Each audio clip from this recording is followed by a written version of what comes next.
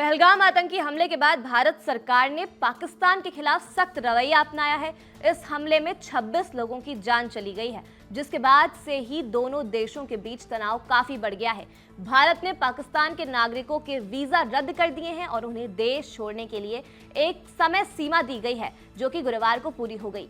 इस पूरे घटनाक्रम के बीच एक बार फिर सीमा हैदर सुर्खियों में आ गई हैं, जिन्होंने नेपाल के रास्ते से भारत में एंट्री ली थी और यहाँ एक हिंदू युवक सचिन मीना से शादी की थी। सीमा हैदर की कहानी पहले से ही लोगों के बीच सवालों का विषय बनी हुई है। 4 बच्चों की मां सीमा भारत में बस चुकी है, लेकिन अब देश भर में ये सवाल उठने लगा है कि क्या अब उन्हें वापस पाकिस्तान भेजा जाएगा। इस बीच खबर सामने आई है कि सीमा अपनी नवजात बच्ची के इलाज के लिए अस्पताल पहुंची। अब सोचने वाली बात यह है कि एटीएस की जांच शुरू होते ही सीमा हैदर अस्पताल चली गई। उनके इस तरह अचानक अस्पताल जाने से सीमा पर फिर सवाल खड़े हो रहे हैं कि क्या सीमा सवालों और जांच से बचना चाह रही हैं। बताया जा रहा है कि उनकी बेटी की तबीयत खराब है और सीमा इस समय अस्पताल में है, अपनी बच्ची की देखभाल कर रही हैं।